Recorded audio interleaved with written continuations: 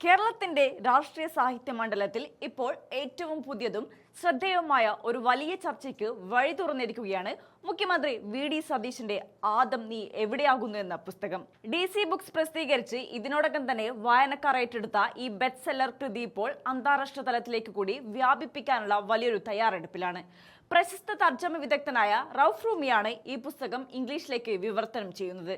സാധാരണയായി രാഷ്ട്രീയ നേതാക്കൾ തങ്ങളുടെ ഔദ്യോഗിക ജീവിതത്തെയും അനുഭവങ്ങളെയും കുറിച്ചുള്ള ആത്മകഥകളാണ് എഴുതാറുള്ളതെങ്കിൽ അതിൽ നിന്നെല്ലാം തികച്ചും വ്യത്യസ്തമായി ബൈബിളിനെയും ക്രിസ്തീയ ദർശനങ്ങളെയും അടിസ്ഥാനമാക്കി വി.ഡി. സതീശൻ വിവിധ വേദികളിൽ നടത്തിയ 32 പ്രസംഗങ്ങളുടെ സമാഹാരമാണ് ഈ കൃതി. ഏകദേശം 200ഓളം പേജുകളുള്ള ഈ പുസ്തകം ഒരു രാഷ്ട്രീയക്കാരന്റെ ദൈവത്തോടുള്ള അന്വേഷണം എന്ന രീതിയിലാണ് മലയാളി വായനക്കാർക്ക് മുന്നിലേക്ക് എത്തിയത്.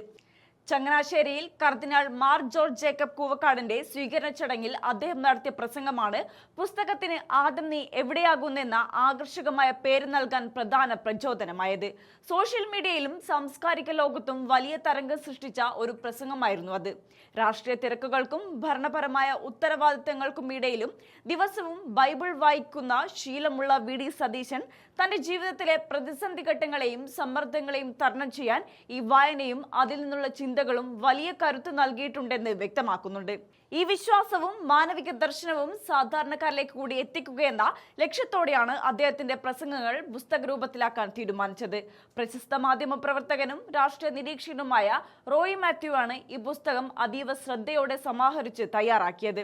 അതോടൊപ്പം തന്നെ MG യൂണിവേഴ്സിറ്റി മുൻ vice chancellor doctor Cyriac Thomas എഴുതിയ ആഴമേറിയ അവതാരിക ഈ പുസ്തകത്തിന്റെ ഗൗരവവും സാഹിത്യ മൂല്യവും ഒന്നുകൂടി വർദ്ധിപ്പിക്കുന്നുണ്ട്.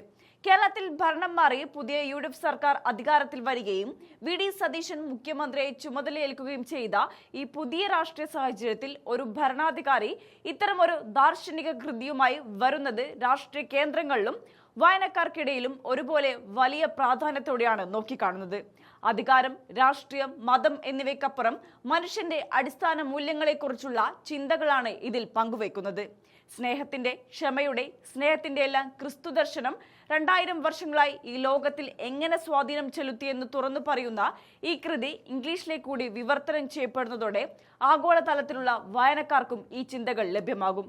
ഒരു ജനപ്രിയ ഭരണാധികാരി എന്നതിലുപരി വായനയെയും ദർശനങ്ങളെയും നെഞ്ചിലേറ്റുന്ന ഒരു വ്യക്തി എന്ന നിലയിൽ മുഖ്യമന്ത്രി വി.ഡി. സതീശന്റെ കാഴ്ചപ്പാടുകളെ കൂടുതൽ അടുത്തറിയാൻ ഈ പുസ്തകം സഹായിക്കും. ഈ സാഹിത്യ ഇടപെടൽ അദ്ദേഹത്തിന്റെ രാഷ്ട്രീയ ജീവിതത്തിലും പുതിയൊരു പൊൻതൂവലായി മാറുമെന്നതിൽ സംശയമില്ല.